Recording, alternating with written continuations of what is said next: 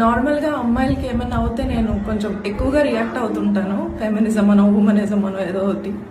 But ఇవాళ నాకే అవుతుందని చెప్పి నేను ఎప్పుడు ఎక్స్పెక్ట్ చేయలేదు. అసలు నేనేం చేయలేదు కూడా. I'm just walking from Jagadamba junction to my office, PSC. It's located in Jagadamba junction. వస్తుంటే అక్కడ రాజాసాబ్ పోస్టర్ ఉందన్నమాట జగదాంబ థియేటర్ దగ్గర. నేను ప్రభాస్ ఫ్యాన్ యాజ్ యూజువల్గా కాబట్టి అది పిక్చర్ క్లిక్ చేస్తున్నాను. అప్పుడు ఒక అతను మాల వేసుకొని గ్రీన్ కలర్ డ్రెస్, మరి అది ఏ మాలో కూడా నాకు తెలీదు, అతను వచ్చి చాలా గట్టిగా అరుస్తున్నాడు అనమాట. నేనేమనుకున్నాను, అక్కడ ఆటో వాళ్ళు ఎవరో ఉండుంటారు, వాళ్ళ మీద అరుస్తున్నాడేమో అనుకుని నేను పెద్ద పట్టించుకోలేదు.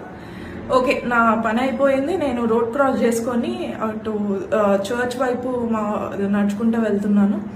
అతను సడన్ గా వచ్చి వెనక నుంచి ఇక్కడ చాలా గట్టిగా స్లాప్ చేసేసి బూతులు, అసలు అలాంటి బూతుల్ని మనం వినుండం కూడా, అలాంటి బూతులు తిట్టేసి నన్ను, నా స్పెక్స్ అక్కడ పడిపోయి విరిగిపోయాయి. ఇది నేను సెట్ చేశాను ఇలాగా.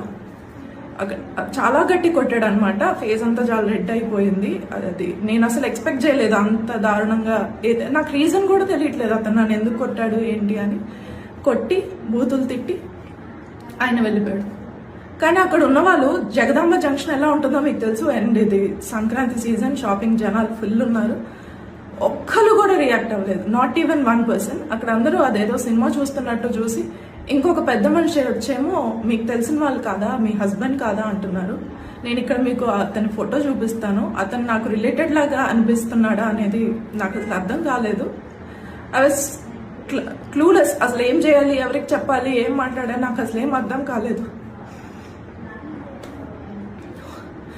I call my people at my office, they came and took me. ఆ తర్వాత మేము పోలీస్ స్టేషన్కి వెళ్ళాము. కాల్ చేస్తాను, ఇక్కడ దిశ పోలీస్ స్టేషన్ కాల్ చేస్తే అతను వచ్చారు. P Srinivas responded very well. అతను వెళ్ళి చెక్ చేశారు కూడా అక్కడ ఎవరైనా దొరుకుతారో. వాడు దొరకడు, ఎందుకంటే అక్కడ ఆటో స్టాండ్లో కొంతమందిని అడిగితే అతనేమో పిచ్చోడు, లేదంటే శ్మశానంలో ఉంటాడు, వాట్ ఎవర్, అతను ఏదైనా కొన్నాయి. అలాగా కొట్టడానికి అసలు లేదు, అతను నన్ను కొట్టడానికి లేదు, నా మీద అలా నోరేసుకొని పడిపోవడానికి లేదు. ఎవడో రోడ్డు మీద పోయేవాడు. ఇప్పుడు పొరపాటున అక్కడ తన ఏదో కత్తో ఏదో పట్టుకొని వచ్చి నన్ను పొడి చేసినా కూడా జనాలు అలానే ఉండిపోతారా? మీ ఇంట్లో వాళ్ళకైతే ఇలానే వదిలేస్తారా? అండ్ ఈ వీడియో ఏదో నేను పబ్లిసిటీ స్టంట్ కోసమో లేదా కొంచెం సింపతి కోసమో ఇదేం కాదండి. అమ్మాయిలు, వర్క్ చేసే అమ్మాయిలు ఎంతో దూరాలు వెళ్తారు, ఎంతో దూరం నుంచి వస్తారు. We don't have people with us, we have to travel alone. అమ్మాయిలు, వాళ్ళ కోసం మీరు ఏం చేయొద్దు. Just take stand.